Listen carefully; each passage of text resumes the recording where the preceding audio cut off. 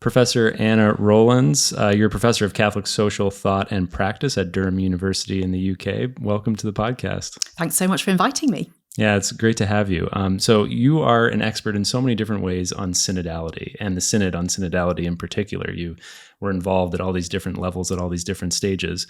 And this we know is such an important initiative of Pope Francis, the late Pope Francis. And it's starting to take root. We're in the implementation stage now, but there are still real questions about to what degree has it taken root, and to what degree will the next pope pick it up and continue to run with it, or maybe make some changes. And so a lot of this is up in the air. So we would just thank you for sharing your expertise and your experience on it and reflecting on this topic with us. So maybe just to start, could you tell us a little bit about your roles with the Synod on synodality?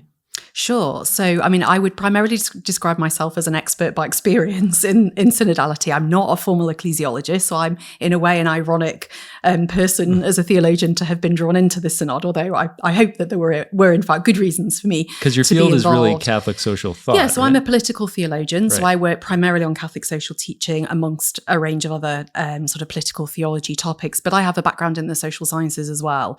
So I really was drawn into the synod process at the stage where the grassroots had done their listening processes and they had written their reports and they'd been summarised by the national level episcopal conferences and they had been sent in to the Vatican. And the Vatican had the task of reading all of these reports from all over the world and trying to make sense of them, to draw some connections between the themes. And really the focus, which really impressed me, I have to say at the time, genuinely so. Not everything the Vatican does impresses me all the time, but this really did impress me. They really wanted to honour what was in those reports and to make sure that what went back to the people of God was what they had said, that people could recognise themselves. And I think if there was one success really of the Frascati document, the Continental Stage document, it's that it was loyal to what was in those reports globally. So I first became involved at the point when all of those reports needed to be read. So I am one of the few people, probably about maybe 3 or 4 of us, who has read all of the submissions that came in for that first stage when we were drafting the Continental Stage document. So I have this sense constantly. I can wake up in the middle of the night with a sort of recall of the sort of 5 or 6 top items that came up globally, as it were, by way of what was on the hearts of the people of God when they were consulted. And also, if I can say one thing Sure. about my, what really abides with me from that early stage when I was first involved is how moving it was to read the responses of people who were in their 70s, 80s and 90s who would say, I never thought the church would ask me what I thought or about my faith experience.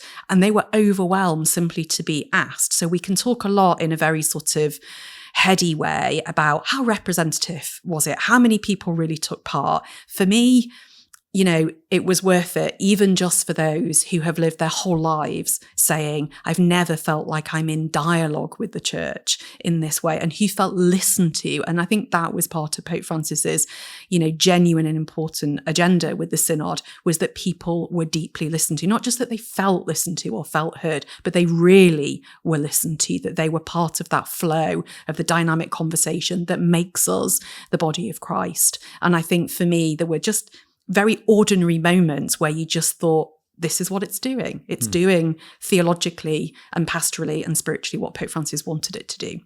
So I think our listeners will probably remember that there was this first listening phase that you mentioned. It was then kind of synthesized at the continental level.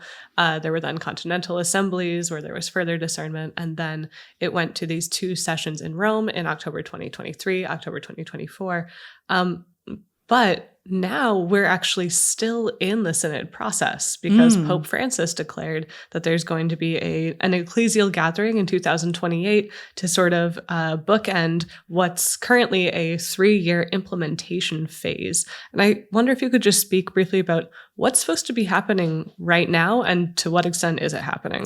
So the first thing to emphasize is that even if we hadn't had the ecclesial assembly announced, which is very exciting, and I'll talk about that in a minute, this was always meant to be a process that was being started, not an event. Mm-hmm. So it was never meant to be that there was simply this listening phase and then the continental phase, and then there would be the 2 assemblies, and then there'd be a document, and then it would be done. Mm-hmm. the whole idea was that this was kickstarting, partly experientially, by experience, learning it by doing it, as it were, that this was a process that would continue. It wasn't simply a synod among synods. It was a synod to kickstart the lived practice of synodality as an ancient practice of the church now. So I think that's really important to say. And just to really quickly define that like very strange word, synodality, even though we've been talking about it for a few years, I mean, really this means a more listening type of church, a church where there's more collaboration between clergy and lay people, where lay people are sharing some of the responsibility for the church's evangelizing mission. And that is something that you can't just say, oh, we're going to do this. It's something that, again, you have to learn by doing. So there's time built into the process for us to learn that.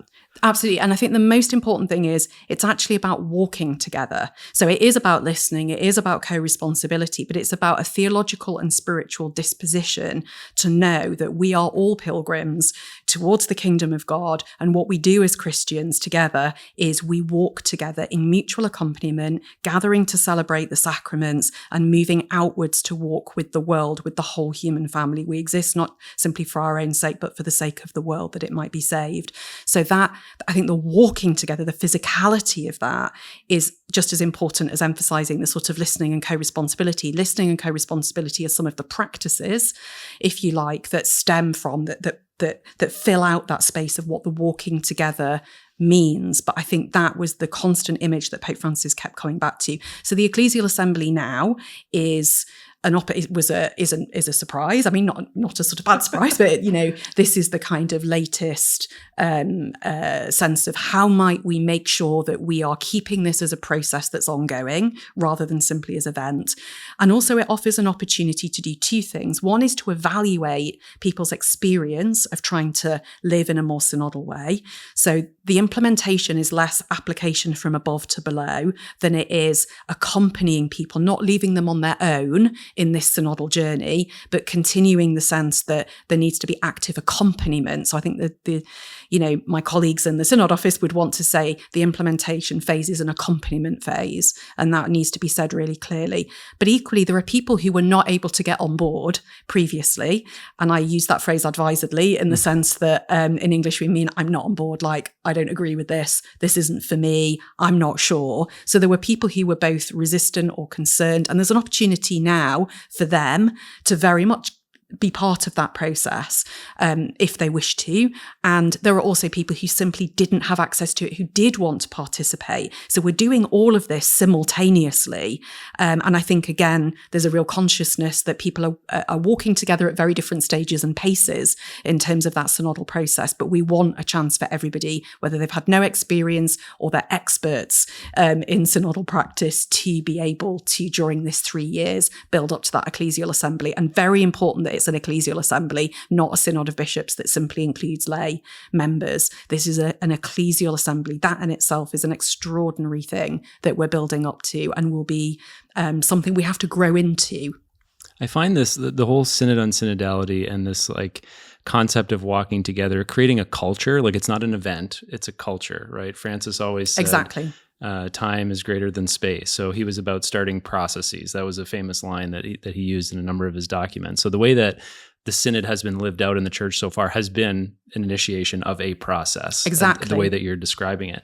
At the same time, I mean, you could see why it was successful to some degree because Francis was so invested in it, right? So, it's one thing if you're sitting in the synod hall to stand up and say, I totally agree with this synodality thing being a constitutive element of the church. This should be the culture that we are moving toward to try to overcome polarization, to try to make, the right communal decisions together, to try to, animate the people of God and invite them to participate in the mission of the church. It's easier to say that when, Francis is all on board with it, but we have no idea who the next pope will be. And there will be enormous pressure on the next pope to try to, say something, show signs of whether or not he'll choose to continue in this direction or not. But I wonder, because as you said, there's so many people who either haven't been able to participate or are not really on board with it and kind of, quietly in the background kind of dragging their feet along the journey with the rest of us, who might use this opportunity of a change of a pontificate to say, maybe this isn't a constitutive part of the church, So this is a really, really interesting moment in this life of synodality. Totally. And your question brings me back to two things. One is remembering that for Francis, synodality is both an ancient practice of the church, but it's also the enacting of the conciliar vision. It's the enacting of the vision of Vatican II. It's the people of God theology that composes that chapter of Lumen Gentium that comes before we talk about the hierarchical forms and so forth. So if you're rejecting the synod, you're not simply rejecting Francis, you're refusing the reception of a crucial part of the council. And there's an Italian ecclesiologist, Alberto Meloni, who is quite critical in some ways of the synod. So he's no great fan of it, but I think he names it exactly right when he says the credit that history will give to Pope Francis is that he guessed or judged that synodality was the name for the conciliar church. This was how you would put into practice the conciliar church to make doctrine a lived reality. So the living doctrine of the council. So I think anybody who rejects it is rejecting all of that. The second thing is you were using the example from Evangelii Gaudium of time is greater than space. And of course, what he says when he talks, and that was a statement that confused lots of people, by the way. Right. What does he mean time is greater than space? But something he said, sorry to interrupt you, at the very beginning of his pontificate. Are you talking about just a few months after he was elected and him saying, here's what I'm thinking? Yeah. And I would say that the synod is both, if Evangelii Gaudium is the manifesto, the synod is the implementation of that. But Evangelii Gaudium and the synod are both the implementation of Lumen Gentium and the vision of the council, which was itself a return to much of the vision of the early church. Right. So it's these cycles of kind of conversation between the church and receiving the gift and trying to discern it and pass it on. So my own feeling is it's too strong in its impetus to simply be rejected by those who might be suspicious of Francis, and it will live. And he says in Evangelii Gaudium, when he's talking about time being greater than space, that these are processes that we enact for the long term. So there may be setbacks. That's entirely possible. But he talks about so much in our politics and culture is obsessed with short-termism.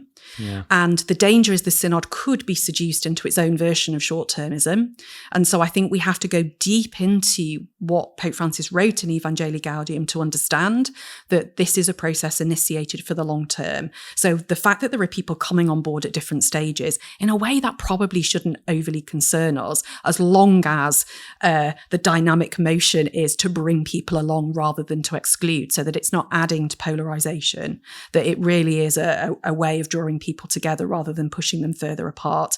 But I do think that even Francis himself would have understood that this was a process initiated with a long-termism in mind. And we have to expect that there may be some short-term setbacks on occasion. And I'm really interested in this question of how much of an impact the Synod is having on the conclave, and then also what we've been discussing, what impact the conclave will have on the Synod. On the first part, 61 of the cardinal electors out of 133 right now were involved in the Synod. And since we covered this in depth, I know that so many of them experienced this as a sort of conversion to synodality. Many people came in, either unsure of what it was or maybe not totally sold on the idea. And by the time they came out of it, they were committed to it, whether or not, they reached agreement on some of the contentious issues or whatever, but that's really not what it was about. It was about coming around to this way of being church. Mm-hmm. That's a significant portion of the conclave, if you think about the fact that you need 89 votes to win, right? And certainly outside of those who participated in the Synod, there are some Synod supporters. Probably within that body, there are also some Synod skeptics. So it's impossible to draw up a vote count, say. Mm-hmm. But I think that is part of a very interesting dynamic. And we know that they're talking about this in the general congregations right now. So we're recording this on April 30th. It's Wednesday before the conclave. And we've just heard from the Vatican that there were 14 interventions, which is a significant number, 14 interventions this morning that included discussions on ecclesiology of the people of God, which is central to the Synod, but then also the value of synodality. They say lived in close connection with episcopal collegiality as an expression of differentiated co-responsibility. They say that was repeatedly recalled. So I guess the question I want to pose you is, as sort of a synod expert and insider and somebody who has been talking to a lot of people about this, like, what is your sense of maybe how much buy-in there is for the synod in the general congregations right now? And what is the dynamic there? So I think it is really significant that so many of those who are present did experience the synod, not just receive documents and read them. And I'm glad you've done the maths, because I keep meaning to sit down and work out exactly how many. So I'm very happy that you just gave me that figure. We have a very talented young data journalist who I gave the job to, and she did a wonderful job. So, anyway, so my judgment was it was about 50%. So I was very slightly off, but anyway, not too far off. So I do think it's genuinely significant that they had that experience of being together in the room. And of course, you'll note now that they've gone back to being in their kind of serried ranks in the kind of hierarchical way that they sit. Yeah, and I think we can talk about that. That will jar, because they're now used to being in this more kind of relational format. And they were used to having spaces they could have coffee together and meet, and the informality of that, and just the relationality of the synod, right. Which was not a kind of side product of it. It was the heart of the process. You remember Timothy Ratcliffe in his reflections, his retreat at the beginning, saying, they might laugh at us afterwards in the media and say, so you went to Rome to make friends, right? That's what the synod achieved. But how remarkable would it be if we built a culture of Christian friendship as the basis of Christian communities, and renewal would flow from that basic orientation towards Christian friendship and what that means in that dual positioning. So I suspect that some of them might be feeling a bit sort of sad that it's not quite like the synod in that regard, and I kind of wouldn't blame them. But I also think in terms of the substance of it, it's really interesting that this is forming such a significant part of their discussions, because they need to decide if they want to receive this part of Francis's papacy, and they need to own it for themselves now. Francis is not here to lead us through the next stage of this process, and they need to work out together collegially, beyond simply the matter of their own individual and potentially rival opinions. What does this mean as a collective body to take the vision of the synod forward, and how are they receiving it? So in my view, there is an active reception happening right now, just down the road, of the synod that will be critical for its future. I also think it's really significant that they've noted that some of those discussions are about episcopal collegiality within the framework of thinking about co-responsibility, because I think this is really badly misunderstood by some who were, perhaps even some who were there, but certainly by some who were not there. And the danger is, I think people fear, and particularly some bishops fear, that somehow the vision of the synod is about lessening the authority of the bishop, reducing an episcopal role, that in some ways it's slightly threatening to episcopal ministry, or that there's some tension between what co-responsibility means and hierarchy, as if co-responsibility is an attack on the notion of hierarchy. It isn't. There are hierarchies all the time. I'm a teacher. When I'm in the classroom, it's not a non-hierarchical environment. Even if you're leading a seminar, right? Even if it's a listening setting. Yeah, I have power of a certain kind. So I think that beginning to flesh out what we mean by co-responsibility, that there is a vision of hierarchy that remains. It's a life-giving vision. And if anything, the synod document and the synod process was enabling of episcopal collegiality. It was the very expression of it, and it deepens that, and it places the bishop back within, amongst the people of God, not separate. You'll notice that the final synod document doesn't use the word laity. From my memory anyway, we didn't use the word laity because laity referring to people who are not ordained. Exactly, because we were trying not to set up a dichotomy of lay and ordained. Instead, we talk about the Christian faithful, the people of God, and the Christian faithful, and the people of God, which includes the hierarchy. Exactly, and this is about placing bishops, priests, all the baptized back in a relational anthropology and ecclesiology, and being able to situate us together with a sense of what are the gifts that the Spirit is pouring out, the charisms, the vocations, the ministries that are being affirmed in this moment. And it focuses us back on mission need. So the identity we have in Christ through baptism, also through Eucharist and confirmation. So this isn't a baptism-only ecclesiology, it's a sacramental ecclesiology that roots the synod, but where we're orientated towards the task of mission. And the kind of people who said at the beginning, oh, this is meetings about having meetings, so disingenuous, because it was never about that. It was about renewal for mission. Now, you can judge it on those terms. You can't probably, in fairness, judge it yet on those terms entirely, because we're about 5-6 months on from, the Second Assembly having finished, and we've got an implementation phase. And this is about processes seeded for the long term. So it would be a little bizarre to judge it as having failed or not in terms of mission and evangelization right now. I wonder what grounds one would do that on. But nonetheless, this is focused on the mission needs of the world and discerning those. You gave us a lot there to kind of parse, but let's maybe try to do that a little bit, because you hear the words that you read, Colleen, from the press hall that were discussed in the general congregations, talking about synodality. This phrase, episcopal collegiality, differentiated co-responsibility. So let's just pause on each of those and just break them down for our audience a little bit, because these, as you were just saying, were so fundamental to understanding this renewed relationship between the different people of God, the different parts of the body of Christ. But let's start with episcopal collegiality.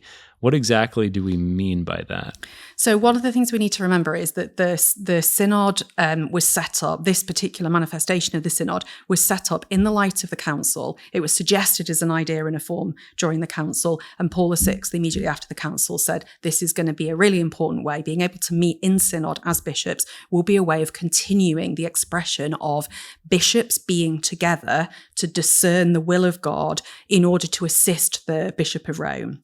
So the whole point of episcopal collegiality, as expressed specifically through a synod, was so that bishops had an opportunity and a space regularly in a structured way to meet together to continue something that had been experienced as life-giving during the council. And that is always advisory to the Pope. It's part of enabling the function and the office of the ministry of the Bishop of Rome. And from the time of Paul VI, so then get into the long pontificate. I mean, John Paul I, but then John Paul II, who led a whole bunch of synods. Exactly. Synods. Benedict, same thing, and then Francis. And all of them were, we're talking about bishops right now, but they were focused on bishops. It was bishops who were the voting members of those synods. It was bishops who, led them in different ways. Right. And it was only the synods on synodality, right, where Francis said, no, we need to expand this so that the people of God are also included inside the synod as voting members. Exactly. So that's a new kind of step. And is that where some of the misunderstanding or the fear about what's the role of a bishop, what's the role of a non-bishop inside a synod comes about? So two things. One is, I think it's really important to remember and emphasize that Francis didn't invent the idea of focusing on synodality. He didn't make that decision out of nowhere or simply impose it. The bishops of the world asked for there to be a synod on one of two themes: priesthood, synodality. And Francis chose synodality. So this was a request that bishops made for a theme that Francis picked up. So this wasn't simply an imposition by Francis. Part of the exercise of episcopal collegiality was surfacing the question of synodality as one that needed to be addressed. So I think that's really important to say by way of a framework. Then I think the choice to include lay members was very personal for Francis. So that was his particular hallmark. And it's still really hard to talk about in the past tense, isn't it? Yeah. Strange. But he was, I think, really genuinely animated by that people of God theology of Lumen Gentium. And I think for him that, it was a natural thing that if we wanted people to learn by experience, lay people needed to be in there. And he was very clear when he talked about the inclusion of lay voting members in the synod at the beginning. And he basically said, this isn't about democratic representation. This is about the memory, the people who will carry the memory of the process from the grassroots listening and will bring that up to the level of the synod in Rome. So memory was the category, keeping the connections and the circularity, which is a word some people like and don't like. But it was an attempt for it to be a living, dynamic conversation that didn't simply start in one place and move in a linear way. I think moving to an ecclesial assembly is now a fuller expression of what was received in the synod process itself. And of course, for some people that can be, unsettling. But I think there's also, this is what I was meaning before about this being enabling of a bishop's ministry in the end. The danger is that we imagine that a bishop is only a bishop when they're busy sort of proclaiming something, when they're telling people or instructing people or disciplining people. And actually, that's really important, because one of the big themes that came up when bishops were speaking during the synod was how heavily it weighs upon them, the responsibility that they have of effectively judging the priests, but having this judicial function.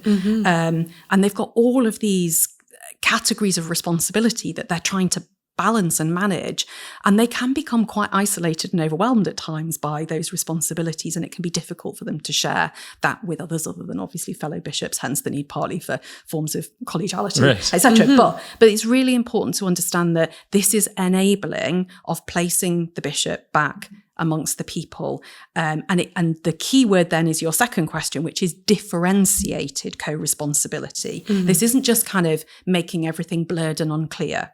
That was a big, sorry to interrupt you, but that was a big critique from some bishops at the synod, right? They were saying this is not a real synod of bishops, because you have people who are non-bishops who are participating in the same way as only bishops have in the past in this model. So there was clearly like some angst about that. And Pope Francis actually addressed it. I mean, I remember in October 2023, he gave that scathing intervention toward the end where he denounced clericalism. And like he clearly saw that as a kind of a growing, I don't know, like trend or something that he was hearing among the bishops, some bishops certainly. But I think Pope Francis had this thing about tensions that emerge and paying attention to them and really trying to understand what's at the root of a tension. And I think here we had a tension, which is, if there are bishops who feel unsettled by that question, like, hang on a minute, but we need to make sure that we're preserving the distinctive episcopal quality of this. And who are we as bishops if lay people are adopting some of these kind of roles and functions? That goes back to the heart of a conversation about what does it mean to be a bishop in the world, in the church that we live in now. And I think that is a really fruitful conversation to have really openly, and it can be stimulated by some of those open questions. Now, there is also, and this is probably a bit sort of technical and theological, but there is a fault line at the root of this, which is a genuine one for ecclesiologists, canonists and theologians, which is the question of the relationship between kind of powers of jurisdiction and governance and orders. And so we've got this kind of fault line and tension that's run through the history of the church about the extent to which kind of governance in the church and sacramental ministry are totally aligned, and the extent to which those can ever be kind of differentiated functions. And this runs back to partly, I mean, we were actually talking about this in the conference I was in this week, but, things like the investiture controversy, which were, sort of medieval period. And this is about kind of, this was a moment where lay governance was kind of involved in the church in the sense of rulers. And we often don't think of the investiture controversy as being about a sort of tussle between lay governance and ordained responsibilities. But it sort of was. And I think we've left unresolved some of the questions and tensions about questions of governance in the life of the church. And the synod touched on the edges of those questions. And those are productive theological sites that are not totally resolved, where we've tensions in our tradition, and we need to go and pay honest attention to those. Now, I would say in the end, none of those are a threat to the question of a distinctive episcopal ministry or episcopal collegiality. But it's not to say that there aren't theological questions that are raised by the synod that are really important. And often in the life of the church, practice is ahead of or pushes us to ask theological questions and do good theology in response to the pressing mission and ministry needs of the church and our experience in practice. And the synod pushes at theological categories and questions, just like any other sort of living practice does in the life of the church. So yes, there are real questions where we need to think about our theology of governance, and we need to be sharper about some of those reflections, but none of those are a threat to the question of distinctive episcopal ministry. Well, and some of those processes of trying to figure that out are still happening here at the Vatican, right? So one big part of the synod process that is unfinished at this moment is the work of the study groups and the study commissions. Yeah. So, for example, you have the Canon Law Commission, right? That's going to be a really important one for taking everything that the Synod recommended and saying, okay, in what ways do church laws need to be tweaked, perhaps, to accommodate this way of being church? And I mean, the questions of governance are really key to that. There's also the question of the study groups on things like, women's ministries, which got so much attention. I say as if I was not involved in giving it a lot of attention. No, exactly. And thank you for doing that. But one of the interesting things just on study group 5 that actually connects with what we've just been talking about is one of the things that effectively Cardinal Fernandez did was to widen the scope of that study group. Right. Because originally the request from the Synod floor, to be clear, was that the question of women and the diaconate needed to go to a special study group.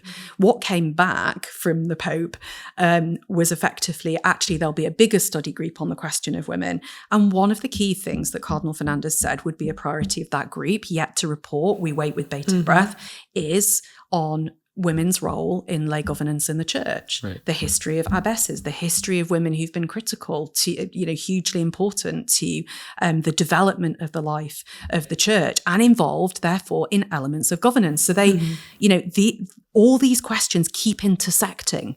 And I think the study groups could, if they have worked really well, they could produce really important material to help push forward some of these open questions. And I think we need to stop being afraid of the questions. The Synod did not and was never meant to resolve everything, whether it was doctrinal questions or some of these theological questions about distinctive identities, areas of ministry, governance, and so forth.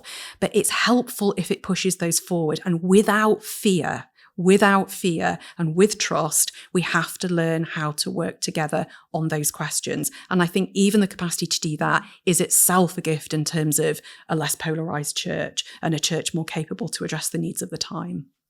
Colleen mentioned that there are 61 cardinals here who are about to enter the conclave who were participants in the Synod on Synodality. And as you said, Colleen, like a number of them were sort of converts to the process. I mean, hardly anybody sort of bought in right away. I mean, unless you had some kind of experience of it, right? But over the 3-year period, and especially the month-long gatherings here in Rome, a lot of people came around. A lot of those cardinals came around.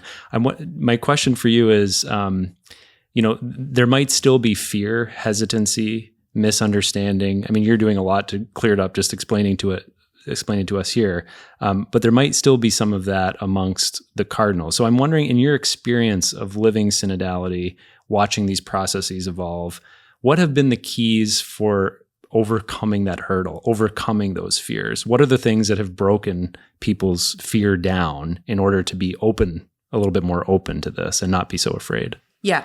So mainly experiencing it. And some of those are experimental forms, and so they can be done better or worse. And so not every experience of it is immediately converting necessarily. Right. But done well, I think the learning by doing that Pope Francis wanted, that's the main thing that enables people to be converted to it. I also think that in terms of what will enable it to develop and will continue to break down some of those fears is dealing with some of these theological questions which are real, and being unafraid of them. The one sort of slight pushback I'd have to the framing of your question in the first place is that there were people who believed in this from the beginning. Okay. And very often they were people who'd been members of religious orders. Interesting. Because they would come in and say, well, we do this all the time. Right. This is how we choose a prior or a provincial. This is how we operate to make community level decisions. This is what we do. I've just spent the last 2 days with a group of people who were involved in what are called ministerial public juridic persons, which is not a phrase that trips off the tongue. But these are entities where religious orders have previously run healthcare. They're big in the US, healthcare, education, and so forth. And these entities are allowing those ministries and missions to continue when the religious orders that were more populous are no longer able to run them. And they involve lay, ordained, and consecrated religious in collaboration on boards of governance and directing and sponsoring those works so that they can continue into the future. And they aren't just people who get synodality. They know it from the inside because they are models of synodality, of synodal life in the church. And they're not just listening entities or participatory entities. They're doing the whole thing.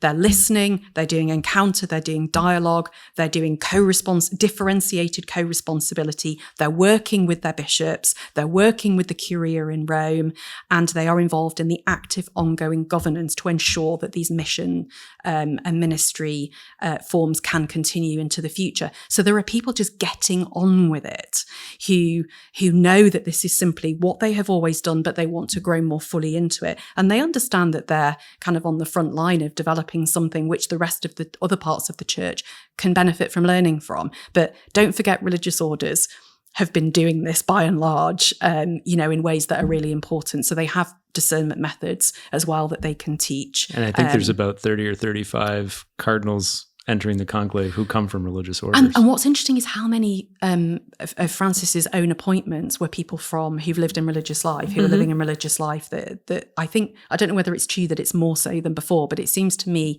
that it's a really striking feature of many of the people that he chose, that they've experienced of religious life. And I think that's hugely helpful. I have one more question for you, Anna, and it's a kind of a theological question, or not a question about particular theology, but about theology in general, which is, you touched on something really important, which is this whole thing of synodality is coming from the theology of Vatican II. So this is like the implementation of Vatican II. And it strikes me that one of the things I've read from people who are a little bit hesitant or a little bit afraid of synodality is this question of how much are these theological questions still open? So they might look at some theological frameworks or look at some complex questions about governance in the church, or about, what is the right balance of co-responsibility between people who are ordained, people who are lay. And they might say, well, like some of these things are kind of already established. Like we already kind of know how we do this. These should be settled. And living in this perpetual state of like, let's open up all of these theological questions and just discern together and see where it goes feels very disorienting for them. And so I wonder, like, how did the Synod respond to that fear?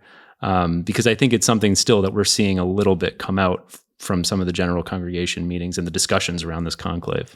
Yeah, I mean, my sense is that the Synod was never about sort of saying, we can just sort of, we're reopening any theological question. And in essence, I'd almost argue, I have to be very careful about how I say this, but one of the bits of the Synod process that did not work so well, if I'm being really honest, is the integration of theologians and theology into the process. And I think that's partly, again, if I'm being really honest, a manifestation of the breakdown of the relationship between bishops and theologians in many parts of the world, not all parts of the world, because there are examples where actually there's a really impressive collaboration. Well, and very often in the Vatican itself, there's certainly a long history there. There is. So that's a problem if we can't integrate theologians into the process in terms of being sharp-minded about where the theological questions lie, and theology being genuinely able to be of service to the church, not kind of bullying the church or bashing bishops over the head. And it raises for me a question sometimes about the kind of theological formation that bishops have experienced themselves. That theologians have experienced. Or that on the other side. I was going to say, so it's on both sides. And this is my point is very much not to blame one constituency for that distance of relationship, but rather to ask. It intrigues me, and in a kind of worried way, because I think we really need to find a way to rebuild and reintegrate those relationships between bishops and theologians, but also between theologians and grassroots communities. And there are many theologians who serve grassroots communities, accompany grassroots communities, and vice versa. So I'm not for a minute wanting to say that there aren't theologians doing that kind of work, but really, there are. There's settled areas where I think we can simply say what we need to do is make sure that this doctrine is lived. So there are some areas of the Second Vatican Council where it's clear we just need to live that teaching, and we need to make sure the doctrine isn't sitting on a shelf in a document nobody reads or is confused when they read, but rather that it's lived experience, it's living doctrine. Equally, there are things the Council didn't resolve. There are places the Council didn't go. One of those questions is actually about the extent to which it's very clear that lay people participate in the world. But kind of evangelizing the world and in the governance of the world. But it's unclear when we talk about Christ as priest, prophet, and king, the extent to which lay people participate in the kind of governance aspect of Christ, priest, prophet, and king. And we are all baptized as priest, prophet, and king. Exactly. So there's loads said about the first two parts, the kind of priestly and prophetic, and much less said about the kingly. Now that raises questions. It doesn't resolve them. It doesn't mean it looks like this or it looks like that. But that's an area where the council speaks. And then it's like, okay, the council in other documents, not Lumen Gentium, it talks about revelation, but not quite so much about sort of faith and aspects of lived experience of faith. So, there are areas where either there's simply more to say and unpack. There's areas where, in fact, there might be tensions that are there but weren't resolved by the council because it couldn't do everything. And also there are new questions which arise generationally. And they arise because we live in a different historical moment with its own tensions and challenges, but also because the Spirit is doing new things in the age. And we're to discern the signs of the times. And again, I think this is a category that confuses people sometimes. Discerning the signs of the times doesn't just mean what's going on. I look out my window and make a list of, tariffs, climate change. There's a kind of, the signs of the times is kind of events, but discerning the signs of the times is discerning what God is doing in history, always present, always with abundance for the church. So how do we discern the signs of the times, what God is doing now in response to the new woundedness of the world, and also the beauty of creation, the goodness of creation, that cooperation between humanity, between creatures and the Creator. So there will always be new sites of theological conversation to be had in the light of the fact that God is not finished with history and we're not finished with messing things up, or having the potential for co-creation. We're Catholics, we believe in the goodness of the created order and the possibilities of history. I think we need to hear that message of hope and possibility as well in the moment. So theology needs to be over all those sides. It can't do it alone. It has to be an interdependent exercise, differentiated co-responsibility. That includes the function of theologians. All right, Anna Rowlands, thank you so much for joining us today. Thank you for having me.